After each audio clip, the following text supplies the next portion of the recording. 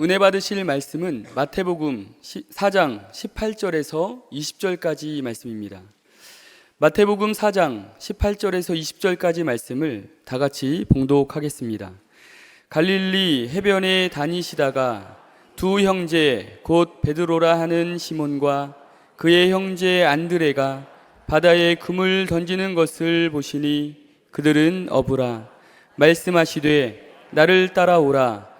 내가 너희를 사람을 낚는 어부가 되게 하리라 하시니 그들이 곧 그물을 버려두고 예수를 따르니라. 아멘.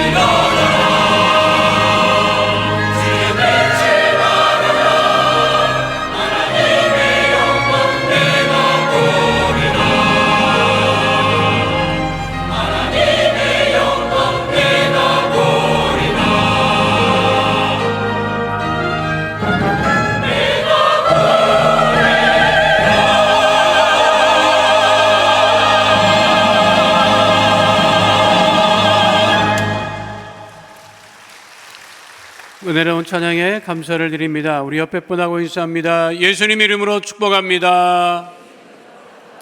예수님 이름으로 사랑합니다. 하나님은 살아계시고 기적은 일어납니다. 자, 오늘 말씀의 제목은 예수님을 만나면입니다. 함께 따라 하시겠습니다. 예수님을 만나면. 구약 성서의 특징은, 구약 성서에 여러 특징이 있는데 그 중에 하나는, 구약 성서는 연대기적인 서술 방식을 우리가 발견하게 됩니다. 무슨 얘기냐면, 창세기로부터 시작을 하잖아요. 세상이 시작되어서, 그리고 이스라엘 민족이 시작이 되고, 이스라엘 민족들이 애굽에서 광야를 거쳐서 가나안 땅에 들어가고, 그리고 사사시대를 거쳐 왕정시대가 되고, 그 과정들을 가만히 살펴보면 역사적인 시간의 흐름을 따라서 구약 성경은 기록되어 있음을 우리가 알 수가 있습니다. 그게 구약 성서의 특징 중 하나입니다.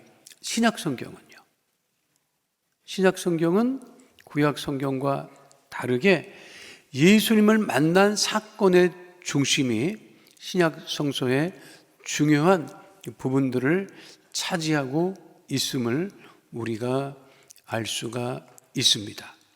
그러니까 신약 성경은 예수님을 만난 사람들의 변화에 관한 이야기일 수도 있다는 것입니다. 예수님을 만나면 어떻게 되지요? 예수를 만나면 변화됩니다. 신약 성경이 그 이야기를 우리에게 전하고 있습니다. 함께 따라하겠습니다. 예수님을 만나면 변화됩니다. 예수를 만나면 우리가 변화돼요. 사람만 변하는 것이 아니라, 요한복음의 가나 혼인 잔치 자리에서 예수님이 물을 무엇으로 변화시키셨죠? 그런데 물에게 뭐라고 한 적이 없어. 예, 포도주로 바뀌어라, 그러지 않았어요.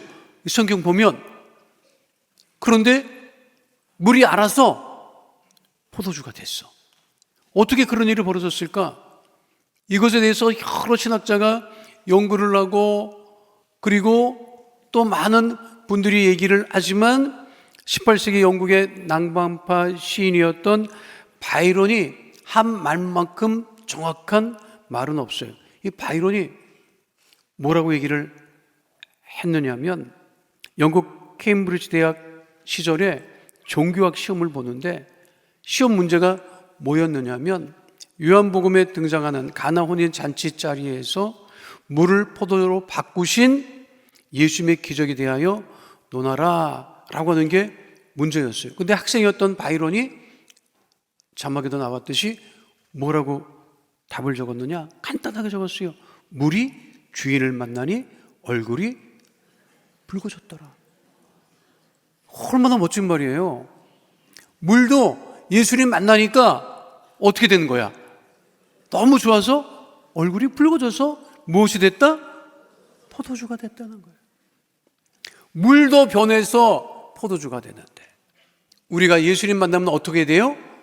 변화된다는 거예요. 제가 그 신약 성경에 그러면 예수님 만나서 가장 크게 변화된 사람이 누굴까 찾아봤어요. 그랬더니 제일 먼저 등장하는 인물이 우리가 잘 아는 베드로예요. 베드로는 우리가 알듯이 갈릴리 호수에서 물고기 잡던 어부였습니다. 현재 베드로를 모르는 사람은 예수 믿는 사람 중에 거의 없죠. 예수를 믿지 않는 사람들 중에도 베드로를 알아요. 베드로가 예수님 믿기 전에 어디서 살았는지 그런 것은 우리가 알 수도 없고 성경에 기록도 없어요. 그런데 지금 베드로, 피터라고 하는 이름을 쓰는 전 세계 사람들 굉장히 많지요. 그리고 베드로의 이름을 딴 로마 바티칸 대성당의 이름이 베드로 대성당이에요. 베드로는 예수님 만나서 인생 전체가 변했던 것이죠. 함께 따라하겠습니다. 인생이 변화되었던 베드로. 베드로는 예수님 만나서 인생 전체가 변화되었습니다. 우리가 잘 알듯이 베드로는 갈릴리 호수에서 물고기로 생업을 이어가던 어부였습니다. 갈릴리는 둥글다라고 하는 뜻을 가지고 있습니다. 갈릴리 호수가 이렇게 위성에서 내려다보면 둥그렇게 생겼어요. 저는 갈릴리 호수를 갈 때마다 둘레길을 좀 만들어 놓지. 우리 한국 사람 보고 갈릴리 호수에 둘레길 만들려고 하면 얼마나 잘 만들겠어요? 그러면 갈릴리를 하루만 방문하겠어요? 이틀은 우리가 다 걸어볼 거야. 둘레길만 만들겠어요? 한국 사람한테 길 만들려면 그 옆에 자전거 길도 또 만들 거란 말이라. 근데 이스라엘 사람들은 예수님에 대한 별 관심이 없어요.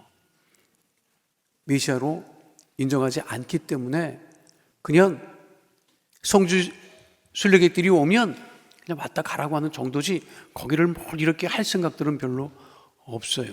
그런데 베드로 시대에는 그곳에서 생업을 가졌던 어부들이 굉장히 많았고 그 중에 베드로도 한 사람이었어요. 그 시대에만 어부가 있었느냐? 지금 시대. 마태복음은 예수님께서 베드로를 택하신 것이 그렇게 길지 않게 기록되어 있습니다만 누가복음에는 자세하게 기록되어 있어요. 제가 가만 생각해 보면 그 갈릴리에서 어부로 생업을 이어가던 사람들이 많았을 것이죠. 그런데 왜 예수님께서 베드로를 그 중에 택하셨을까? 그 많은 어부 중에 그냥 예수님께서 처음 보고 첫 번째 본 어부를 택하셨을까? 그것은 아니에요. 누가복음에 보면 베드로가 밤새 고기를 잡으러 갈릴리 호수에 나갔다가 한 마리도 못 잡는 날이었어요. 그래서 밤새 한 마리 물고기도 잡지 못하고 날이 샜어요. 그래서 우리나라 말 중에 날 샜다 이런 말이 있는 것 같아요. 날이 샜어요. 한 마리 고기를 잡지 못했어요. 그러면 취미가 아니고 생업이기 때문에 열받죠. 아니 밤새도록 내가 일을 했는데 아무런 소득도 없었던 거예요. 그리고 어떤 마음이 들겠어요? 애쓰고 수고하고 밤새 고생했는데 고기 한 마리 못 잡으면 열받죠, 여러분. 그냥 그물이고 뭐고 배고 다 집어치우고 그냥 던져놓고 그냥 술 마시러 나가거나 아니면은 그냥 어디 가서 화풀이라도 해야 될 것인데 베드로는 그러지 않았어요. 고기를 한 마리 잡지 못하고 고생하고 나와서 어떻게 했느냐? 또 다시 고기를 잡으러 나가야 되니 그물을 씻고 있었다는 거예요. 그러니까 예수님은 어부 중에 아무나 부른 것이 아니라 괜찮은 사람을 택하신 것이지. 그것이 누가복음 5장 2절에 분명하게 기록되어 있습니다. 함께합니다. 호숫가에 배 두 척이 있는 것을 보시니 어부들은 배에서 나와서 그물을 씻는지라. 낙심하지 않고 그물을 씻고 있었던 베드로 배에 오르셔서 무리들을 향해서 말씀을 전하시고 그리고 예수님께서 깊은 곳에 가서 그물을 내려라 말씀하십니다.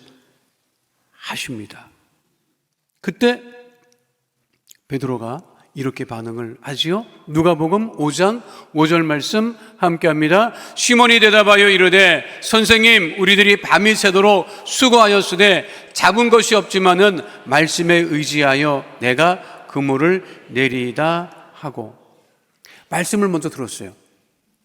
예수님께서 무리를 향해서 베드로의 빈배에 오르셔서 말씀을 전할 때 가장 가까이에서 베드로가 말씀을 듣고 예수님 말씀에 의지해서 깊은 곳에 가서 그물을 내렸지요. 그물이 찢어질 정도로 물고기를 잡게 됩니다.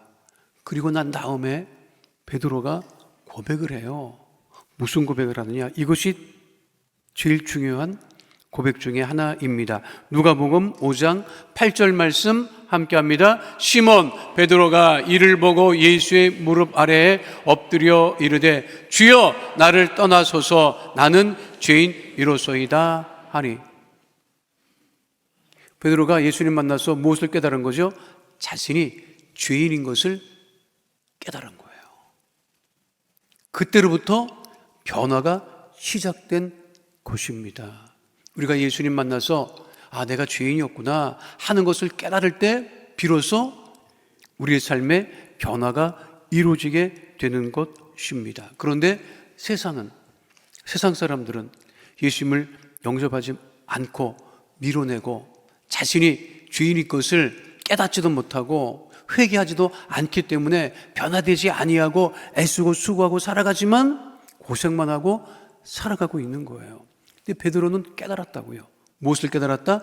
자신이 죄인인 것을 깨달았다. 그때 변화가 일어났다는 거예요. 우주로부터의 교환이라고 하는 책을 제가 가끔 여러분들에게 소개를 합니다. 일본의 다치바나 다카시라고 하는 사람이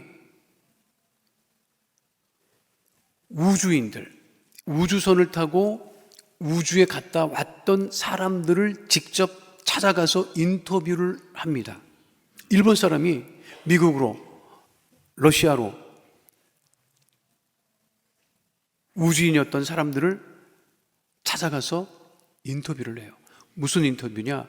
당신이 우주를 가기 전하고 우주에 갔던 이후에 어떤 변화가 있었느냐, 이거를 인터뷰를 해서 책으로 출판한 것이 우주로부터의 교환입니다. 거기에 아폴로 15호를 타고 달에 갔다 왔던 제임스 어윈이라고 하는 우주인에 관한 이야기가 등장합니다.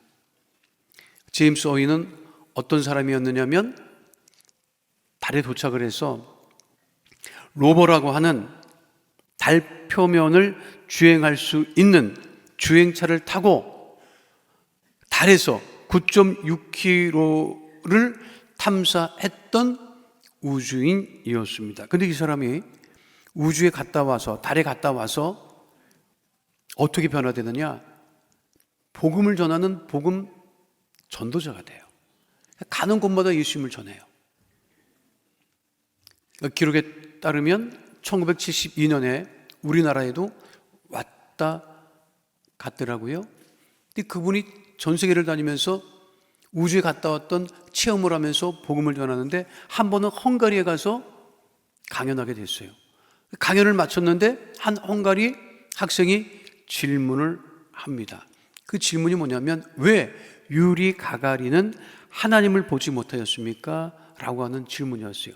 유리 가가린은 최초로 1961년에 구소련의 우주인으로서 달을 선회했던 사람이에요. 근데 그 사람이 지구에 와서 한 유명한 말이 있습니다. 내가 우주에 올라가서 달을 한 바퀴 돌았더니 거기 하나님 없더라, 이런 얘기를 해요. 내가 하나님 본 적 없다. 하늘에 올라가 봤더니, 우주에 올라가 봤더니 그런 얘기를 했거든요. 그런데 이 헝가리 학생의 질문은 뭐예요? 당신은 우주에 갔다 와서, 달나라 갔다 와서 하나님이 확실히 있음을 이야기하는데 왜 먼저 갔다 온 소련의 유리 가가린은 하나님을 본 적이 없다고 얘기를 했느냐라고 질문을 받았을 때 이 제임스 어윈이 성경의 산상수훈 말씀을 가지고 답을 하지요. 그게 뭐죠? 마음이 청결한 자는 복이 있나니 그들이 하나님을 볼 것이며. 마음이 청결해야 하나님을 보지. 자기가 죄인인 것을 깨달아야 하나님을 볼 수 있죠.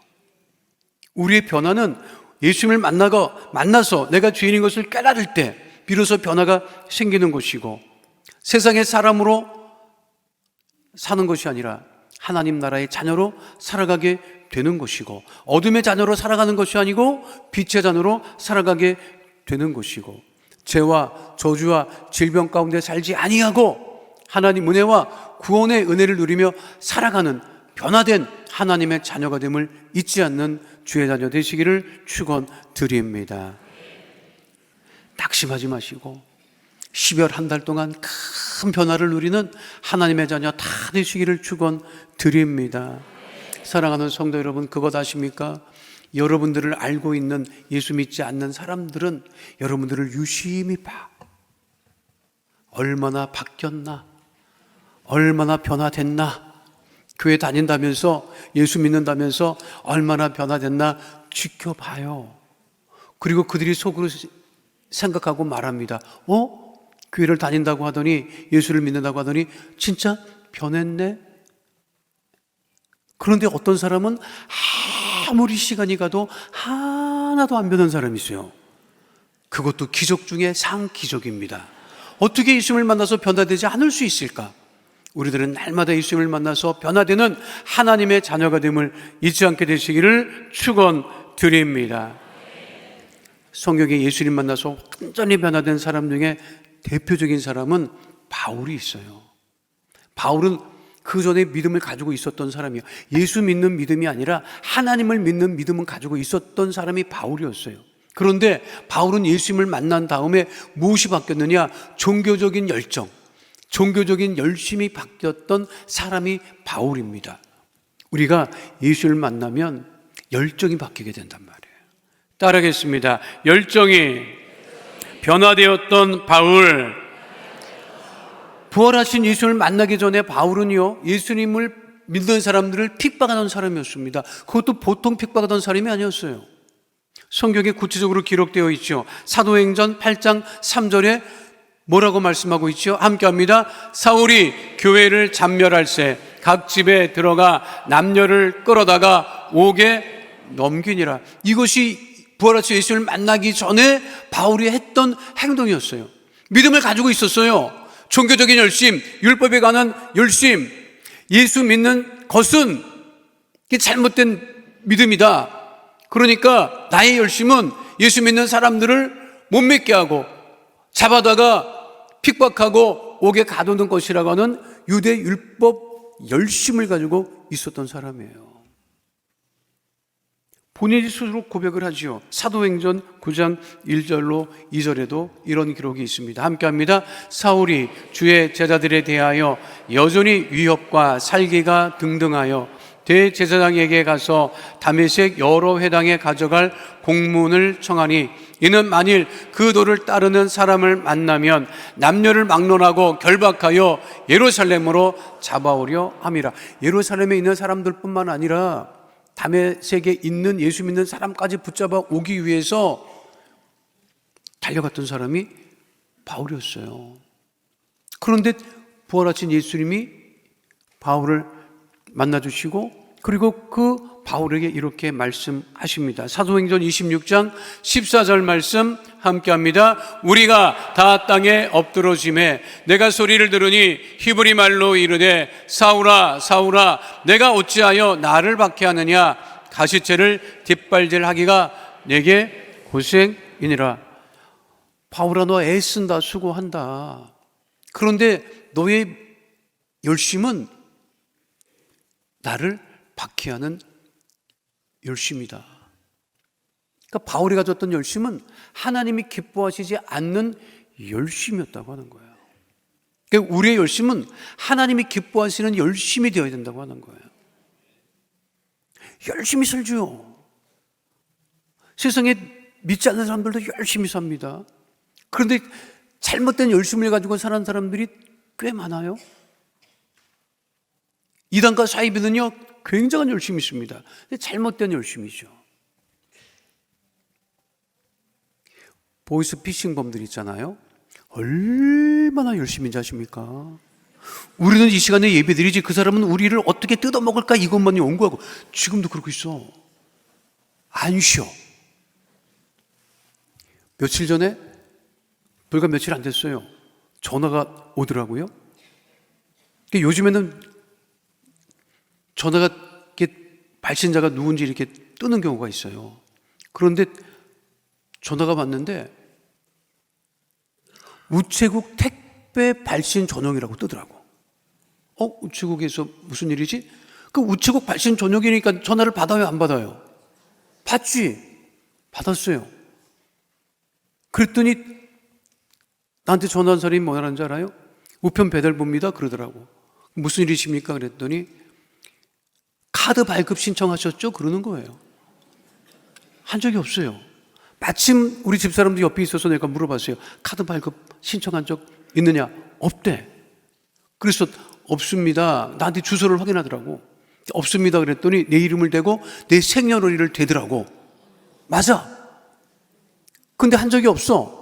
없습니다 그랬더니 그 사람이 아이고 최근에 무슨 그 카드사가 이 정보 그거 다 털리는 바람에 이 뉴스에도 났는데 이런 것 같습니다.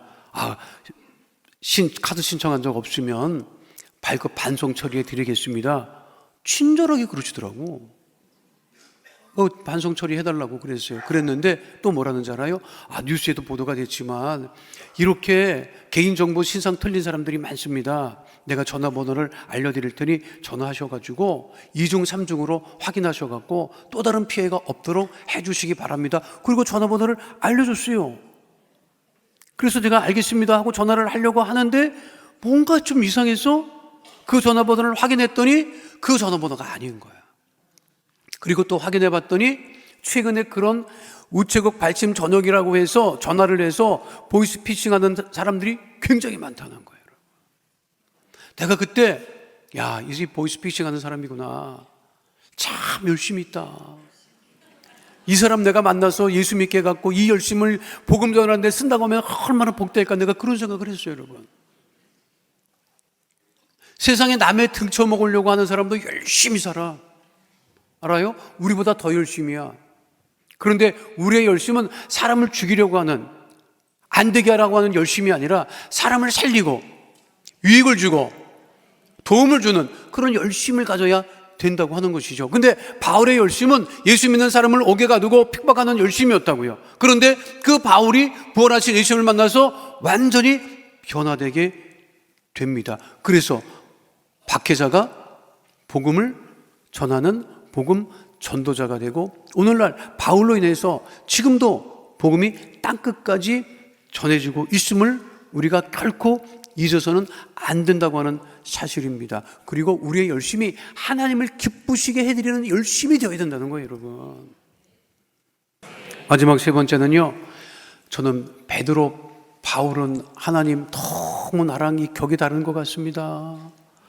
감히 어떻게 해볼 수 없을 것 같습니다. 그런데 신약 성경에 예수님 만나서 완전히 변화된 사람이 누구냐면 삭개오라고 하는 인물입니다. 그 삭개오는 예수님을 만나서 무엇이 바뀌어졌느냐? 라이프 스타일이 바뀌었어요. 따르겠습니다. 라이프 스타일이 변화되었던 삭개오. 삭개오는 알다시피 여리고 지역의 세리장이었어요. 세금 받는 사람이었는데 죄인 취급을 받았어요. 사람 대접 못 받았어요. 근데 예수님께서 삭개오를 만나시죠. 그리고 만난 다음에 삭개오가 뭐라고 고백을 하느냐, 이것이 중요합니다. 그것이 누가복음 19장 8절에 분명하게 기록되어 있어요. 함께 합니다. 삭개오가 서서 주께 여짜오되 주여 보시옵소서, 내 소유의 절반을 가난한 자들에게 주겠사오며 만일 누구의 것을 속여 빼앗은 일이 있으면 내 갑절이나 갚겠나이다. 이전까지 삭개오는 살던 식으로 살아왔어요. 세리면 세금을 4배나 더 걷었고, 그리고 많은 부를 축적을 했는데 그것이 올바른 것이 아니라는 것을 삭개오도 알았어요. 그러니까 예수님 만난 다음에 그것이 너무 감사하고 기쁘니까 어떻게 한다는 거예요. 소유의 재산의 반은 가난한 사람을 위해서 내놓겠습니다. 그리고 다른 사람의 것을 빼앗은 일이 있으면 내가 4배나 갚겠습니다 라고 고백을 합니다. 실제 기록에 따르면 그 당시 세리들은 다 정해진 세금보다 4배씩 얻었다고 해요. 그래서 자기가 완전히 변화여서, 예수를 만나서 변화여서 자기가 이제껏 살아왔던 라이프 스타일을 바꾸겠다고 했던 것이죠. 사랑하는 성도 여러분, 라이프 스타일 바꾸기가 진짜 어렵습니다. 그거는 지문과 같아서 정말 어려워요. 예수 믿지 않는 사람들은 올빼미 형입니까? 새벽 형입니까? 예수 안 믿는 사람들 얘기하는 거예요. 예수 안 믿는 사람들은 저녁에 눈이 반짝반짝거려요? 새벽에 눈이 반짝반짝거려요? 다 밤에 반짝거려. 동양의 문화는 밤 문화예요. 예수 믿지 않는 사람은 밤만 되면 눈을 반짝거려. 어디 한잔할 데 없나? 그러고 잔인한 거야. 예수 믿으면 올빼미형이 됩니까? 새벽형이 됩니까? 새벽형이 돼요. 왜? 새벽 예배 나오고 신앙생활 하려면 새벽형이 될 수밖에 없다고. 밤에 여러분 사람 만나서 뭐 해요? 약속을 해. 밤에 뭐 해? 뭐 하냐고. 밤에 만나서 뭐 하냐고. 중요한 일을 합니까? 먹고 마시는 거예요. 대부분 밤에 모이는 것들이 그렇잖아요. 새벽 예배를 나오려면 힘들지, 여러분들. 왜 힘드냐? 밤에 그렇게 있는데 어떻게 새벽에 일어나? 그게 물리적으로, 신체적으로 가능하지 않아. 근데 예수를 잘 믿으면 밤의 약속 다 없어진다고. 없어질 수밖에 없어. 제가 며칠 전에 기사를 하나 봤는데, 굉장히, 그렇겠다 하는 기사가 뭐냐면, 재벌급에 있는 사람들의 PT를 해주는 사람이에요.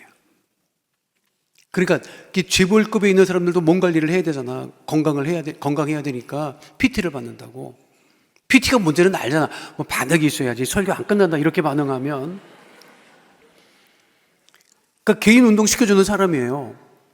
그 사람한테 기자가 물어봤어. 그 사람들은 뭐가 달라요? 그 사람들은. 자기도 그게 궁금했대. 그래서 운동을 같이 하면서 물어봤대. 몇 시에 주무십니까? 몇 시에 일어나십니까? 재벌들이 다 3시 반에 일어난대. 새벽에 일어난대. 그리고 뭐가 다릅니까? 그랬더니 약속을 한 것은 철저히 지킨대. 4시에 약속이다. 5분 전에 와서 기다리고 있대요. 3분이 늦는다? 연락 안 돼요. 내가 한 3분쯤 늦을 것 같습니다. 푸시업 10개 하세요. 그러면 목표한 것보다 더 안 돼. 그리고 저녁 약속을 안 잡는답니다. 물어봤대요. 왜 저녁 약속을 안 잡습니까? 저녁에 약속을 잡아서 그 다음날 컨디션이 무너지면 그 다음날 결정하는 그 결정이 수천억의 돈이 왔다 갔다 하고, 그리고 수만 명의 생업을 자기가 망칠 수도 있기 때문에 온전한 컨디션을 만들기 위해서 저녁 약속을 안 잡고 대부분 9시 되면 잠자리에 들어간다는 거예요. 그런 라이프 스타일을 갖기가 쉽지가 않아요. 우리들의 라이프 스타일이 예수님을 잘 믿는 그 라이프 스타일로 바뀌어야 된다고 하는 것이죠. 그래야 예수를 잘 믿게 되는 거예요. 그냥 거저 다 저절로 이루어지는 것은 없어요. 왜 내가 부자가 안 될까? 부자가 되는 라이프 스타일이 아니야. 왜 내가 다른 사람한테 환영받지 못할까? 다른 사람에게 환영받지 못하는 라이프 스타일을 가지고 있어요. 그거는 하나님께서 갑자기 어떻게 고쳐주실 수 있는 게 아니야. 내가 예수를 잘 믿고 내가 정말 예수를 잘 믿기 위해서 노력하고 애쓰면 바뀌고 변화될 수 있다고 하는 것입니다. 그 라이프 스타일을 예수 믿는 사람들은 라이프 스타일을 바꿔야 돼요. 세상에 믿지 않는 사람과 똑같은 라이프 스타일을 가지고 어떻게 예수를 잘 믿을 수가 있겠어요?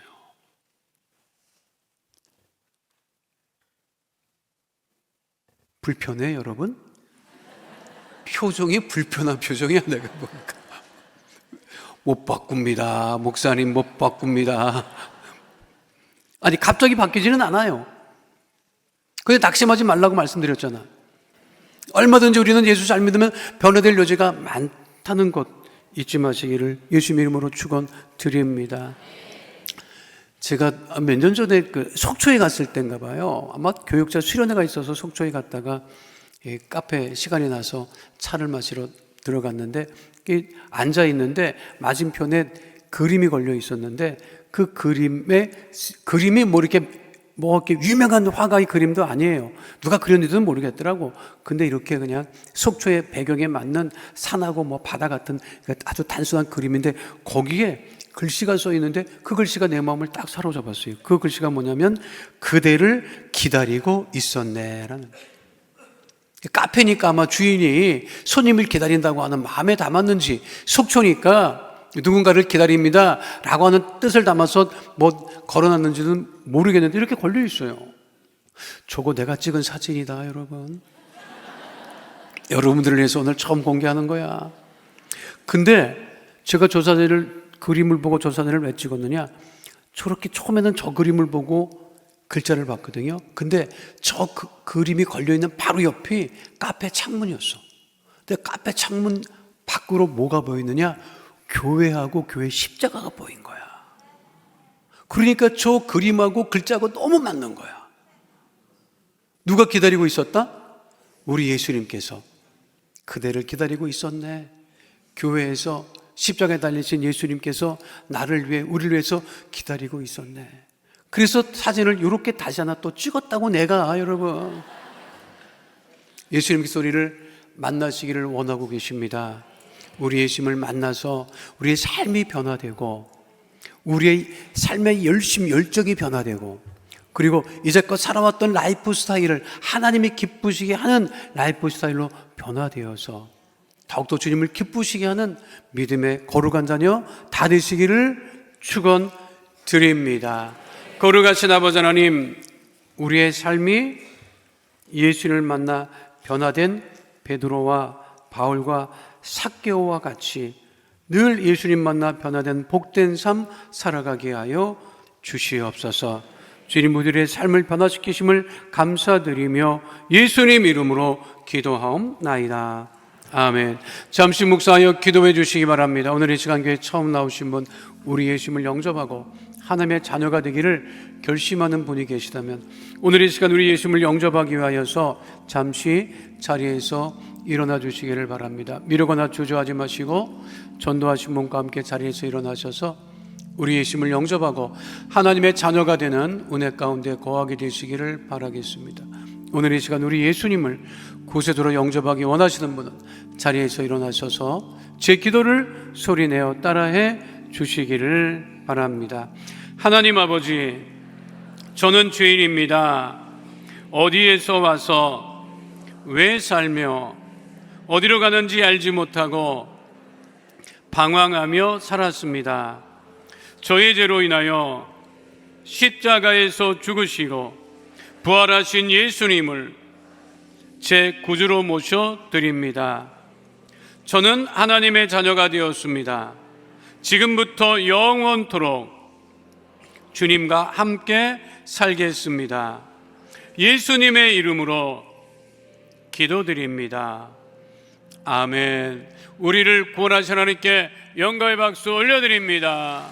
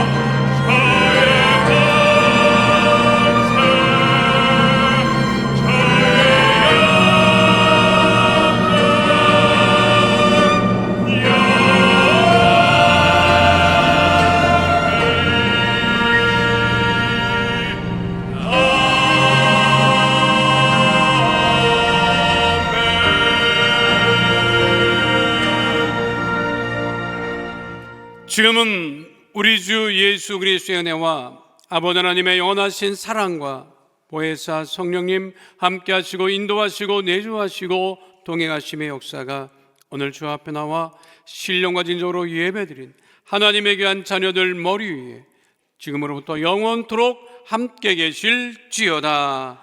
아멘.